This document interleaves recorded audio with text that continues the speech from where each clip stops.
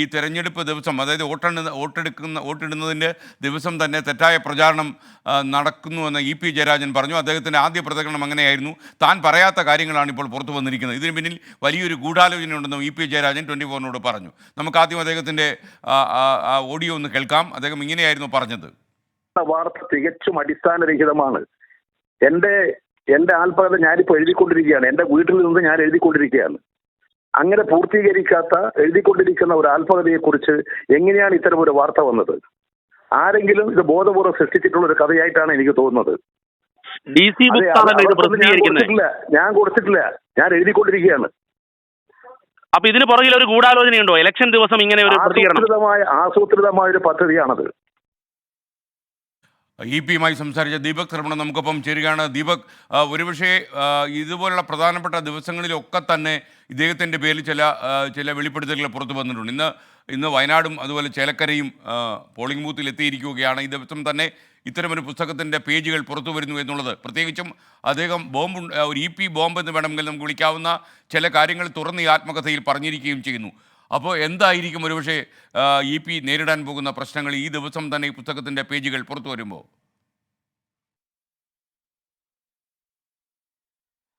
S K N പറഞ്ഞത് തന്നെയാണ് correct. EP ബോംബെന്നോ EP tsunami എന്നോ വിധി ദിനത്തിൽ ഇത് പറയാവുന്നതാണ്. പക്ഷേ ഇ.പിയോട് ഞാൻ ഈ വിഷയം സംസാരിക്കുമ്പോഴാണ് ഇ.പി ഇങ്ങനൊരു വാർത്ത വന്ന കാര്യം ശ്രദ്ധയിൽപ്പെടുന്നത്. ഇ.പിയുടെ ഭാര്യ ഇന്ദിരയാണ് ഫോൺ എടുക്കുന്നത്. അവർ തന്നെ ആദ്യം തന്നെ ഞെട്ടലോട് കൂടിയാണ് ചോദിക്കുന്നത്, എന്താണ് ദീപക്കെ ഇതെന്ന് ചോദിച്ചു. അത് കഴിഞ്ഞ് ഫോൺ കൈമാറുന്നു. ഇ.പി ആദ്യം തന്നെ പറയുന്നത് ഇത് ഗൂഢാലോചനയാണ്, കാരണം ഇത് തെറ്റായ വാർത്തയാണ്, ഞാൻ പുസ്തകം പൂർത്തിയാക്കിയിട്ടില്ല എന്ന് പറയുന്നു. പക്ഷേ അതേ സമയത്ത് DC ബുക്സ് കൃത്യമായി സ്ഥിരീകരിച്ചിരിക്കുന്നു, പുസ്തകം പ്രിൻറ്റിങ്ങിന് പോയിരിക്കുന്നു, നമ്മൾ അത് വാർത്തയായി ബ്രേക്ക് ചെയ്യുന്നു. നമ്മുടെ കോട്ടയം പ്രതിനിധി ടോബി അത് കൃത്യമായി തെളിവുകൾ സഹിതം പ്രസിദ്ധീകരിക്കുന്നു, വാർത്ത ബ്രേക്ക് ചെയ്യുന്നു. പക്ഷേ ഇതിൽ ഏറ്റവും അടിസ്ഥാനപരമായ പ്രശ്നം ഇ.പി ജയരാജന് ഒരുപാട് പരിഭവങ്ങളുണ്ട് എന്നുള്ളത് വസ്തുതയാണ്. അത് ഇന്നും ഇന്നലെയും തുടങ്ങിയതല്ല. തന്നെക്കാൾ ജൂനിയറായ M.V. ഗോവിന്ദൻ മാസ്റ്ററെ പാർട്ടി സംസ്ഥാന സെക്രട്ടറി ആക്കുന്നു, പോളിറ്റ് ബ്യൂറോ അംഗമാക്കുന്നു. അതായത് ഇ.പി ജയരാജൻ കണ്ണൂർ ജില്ലാ സെക്രട്ടറിയായി സംഭവബഹുലമായ സംഘർഷ കാലഘട്ടം 99, 98, 97 കാലഘട്ടം, അങ്ങനെ നീളുന്ന ഏതാണ്ട് 13 വർഷമാണ് ഇ.പി അവിടെ കണ്ണൂർ ജില്ലാ സെക്രട്ടറി ആയത്. അതിനുശേഷമാണ് ഇ.പി സംസ്ഥാന സെക്രട്ടേറിയറ്റിൽ പോകുമ്പോഴാണ് M.V. ഗോവിന്ദൻ മാസ്റ്റർ വരുന്നത് ജില്ലാ സെക്രട്ടറിയായി. അപ്പോൾ താരതമ്യേന ജൂനിയറായ M.V. ഗോവിന്ദൻ മാസ്റ്ററെ സെക്രട്ടറി ആക്കിയതിൽ അന്ന് മുതൽ തന്നെ ഇ.പി കിന്നിതനാണ്.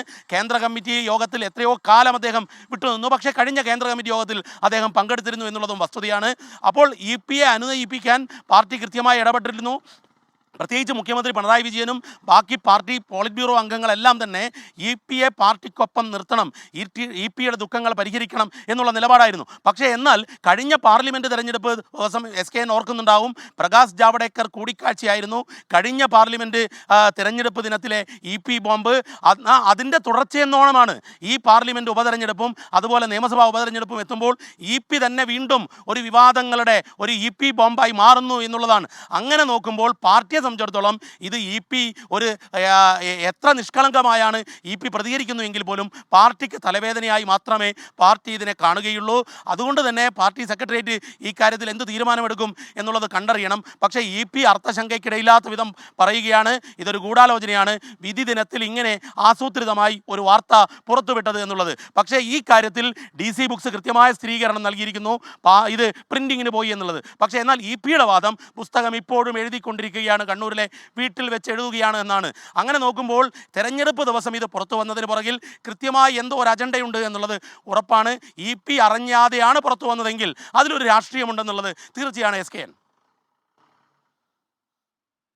ഓക്കെ, ദീപക് തർമ്മടമാണ് വിവരങ്ങൾ നൽകിയത്. എന്തായാലും ജാവ്ദേക്കറെ കണ്ട കാര്യവും ദല്ലാൽ നന്ദകുമാറുമായി കണ്ട കാര്യവും ഒക്കെ തന്നെ അദ്ദേഹം ഇതിൽ പറയുന്നു. മാത്രമല്ല കേരള രാഷ്ട്രീയ രംഗത്ത് RSS എന്ന് കേട്ടാലുടൻ ഉണ്ട് എന്ന് തോന്നുന്ന പല നേതാക്കന്മാരും പ്രകാശ് ജാവ്ദേക്കറുമായി കണ്ടിട്ടുണ്ട് എന്ന രീതിയിലുള്ള വെളിപ്പെടുത്തൽ കൂടി ഈ വാർത്തയിൽ പറയുന്നു. പ്രകാശ് ജാവ്ദേക്കർ പറഞ്ഞതായി പറയുന്നു, CPI സംസ്ഥാന സെക്രട്ടറി ബിനോയ് വിശ്വത്തെ അദ്ദേഹം കണ്ടിരുന്നു.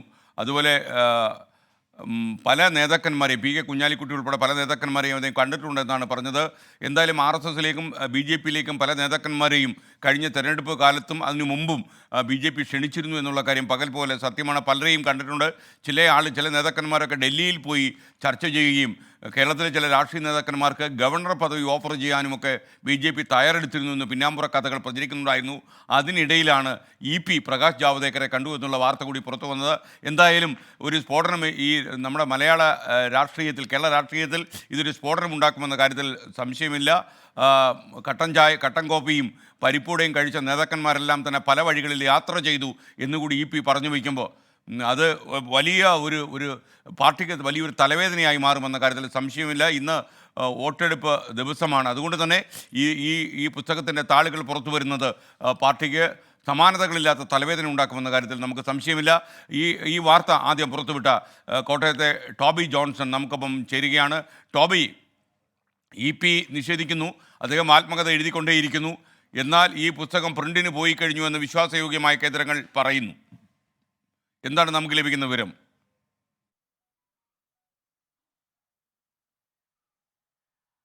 അല്പസമയം മുമ്പ് ഞാൻ DC ബുക്സുമായി ബന്ധപ്പെട്ടിരുന്നു. അപ്പോഴും അവർ പറയുന്നത് ഇന്നലെ രാത്രി കൊണ്ട് അതിൻ്റെ പ്രൂഫ് റീഡിംഗ് എല്ലാം പൂർത്തിയാക്കി പുതുപ്പള്ളിയിലുള്ള പ്രസ്സിലേക്ക് പ്രിന്റിങ്ങിന് വേണ്ടി ബുക്ക് അയച്ചു എന്നാണ്. ഇതിന് പിന്നിൽ മറ്റൊരു ഗൂഢാലോചനയുമില്ല. SKN ഒരു മാധ്യമപ്രവർത്തകൻ്റെ ധർമ്മം മാത്രമാണ്. ഇത്തരത്തിലുള്ള ഒരു പുസ്തകം ഇറങ്ങുന്നുണ്ടെന്ന് ഇവിടെയുള്ള എല്ലാവർക്കും അറിയാവുന്നതാണ്. EP തന്നെ പറഞ്ഞതാണ് തനിക്ക് പറയാനുള്ളതെല്ലാം പുസ്തകത്തിലൂടെ, താൻ എഴുതുന്ന പുസ്തകത്തിലൂടെ എഴുതുമെന്ന് പറഞ്ഞിട്ടുള്ളതാണ്. അത് കൃത്യമായി അദ്ദേഹം എഴുതി DC ബുക്സിന് കൈമാറിയിട്ടുണ്ട്.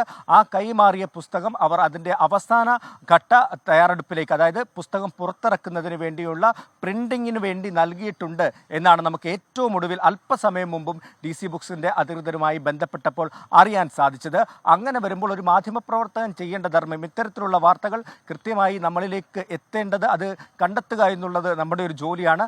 അത് കണ്ടെത്തി കൃത്യമായി വാർത്ത നൽകി എന്നത് ഒഴിച്ചു നിർത്തിയാൽ അതിനപ്പുറത്തേക്ക് EP പറയുന്നത് പോലെ ഒരു ഗൂഢാലോചനയും ഇതിൻ്റെ പിന്നിലില്ല. എന്തായാലും ഈ വാർത്ത മറ്റു മാധ്യമങ്ങളിൽ കൂടി വന്നിട്ടുണ്ട് എന്നുള്ളത് കൂടി എടുത്തു പറയേണ്ട ഒരു കാര്യമാണ്.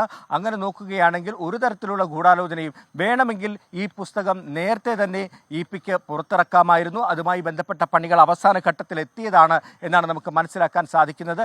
എന്നാൽ ഈ സരിൻ്റെ കാര്യം അടക്കമുള്ളത് ഉൾപ്പെടുത്തി ആണ് ഈ പുസ്തകം പുറത്തിറക്കിയിരിക്കുന്നത് എന്ന് പറയുന്നുണ്ട്. ഏറ്റവും പ്രധാനപ്പെട്ട ഒരു കാര്യം SKN നമ്മൾ നൽകിയ ആ സ്ക്രീൻഷോട്ടിൽ പറയുന്ന ഒരു സ്ക്രീൻഷോട്ടിൻ്റെ അവസാന ഭാഗത്ത്, ആ ബുക്കിൻ്റെ 168-167 പേജുകളിൽ പറയുന്ന ഒരു കാര്യമുണ്ട്. അതിൽ EP കൃത്യമായി ചില കാര്യങ്ങൾ പറഞ്ഞു വെക്കുന്നുണ്ട്. അതായത് താൻ തെരഞ്ഞെടുപ്പുമായി ബന്ധപ്പെട്ട കാര്യങ്ങൾ പറയുമ്പോൾ അത് ചിലപ്പോൾ തെരഞ്ഞെടുപ്പ് ദിവസമായിരിക്കാം, ഒരുപക്ഷെ തെരഞ്ഞെടുപ്പ് കഴിഞ്ഞായിരിക്കാം ഈ പുസ്തകം പുറത്തു വരുന്നത് എന്ന് കൃത്യമായി EP പറയുന്നുണ്ട്. അതുകൊണ്ട് തന്നെ ഇതിന് പിന്നിൽ മറ്റൊരു ഗൂഢാലോചനയുമില്ല. EPക്ക് കൃത്യമായിട്ട് അറിയാമായിരുന്നു ഈ പുസ്തകം വരുന്ന സമയം ഇതായിരിക്കും എന്നുള്ള കാര്യത്തിൽ EPക്ക് കൃത്യമായി മുന്നേ തന്നെ അറിയാമായിരുന്നു. അതുകൊണ്ടാണ് ആ വരി കൂടി പുസ്തകത്തിൽ ഉൾപ്പെടുത്തിയത് എന്നത് ശ്രദ്ധേയമാണ്. എന്തായാലും ഗൂഢാലോചനകളൊന്നുമില്ല. ആ ഗൂഢാലോചനകളുടെ ഇതങ്ങ് മാറ്റി വെച്ച് കഴിഞ്ഞാൽ EP പറഞ്ഞിരിക്കുന്ന കാര്യങ്ങളിലേക്കാണ് നമ്മൾ കൂടുതലായി പോകേണ്ടത്. നേരത്തെ ദീപക് ധർമ്മടം റിപ്പോർട്ട് ചെയ്തതുപോലെ EP മുൻപ് പല ആളുകളോടും പറഞ്ഞ കാര്യങ്ങൾ തന്നെയാണ് ഈ പുസ്തകത്തിലുള്ളത് എന്നാണ്. അദ്ദേഹവുമായി ബന്ധപ്പെട്ട രാഷ്ട്രീയ വിവാദങ്ങളാണ് ഈ പുസ്തകത്തിൽ എഴുതിയിരിക്കുന്നത്. അതിനുള്ള മറുപടിയാണ് താൻ ഒരു കാലത്തും മറ്റൊരു പാർട്ടിയിലേക്കോ BJPയിലേക്കോ വിവരങ്ങൾ നൽകിയത്.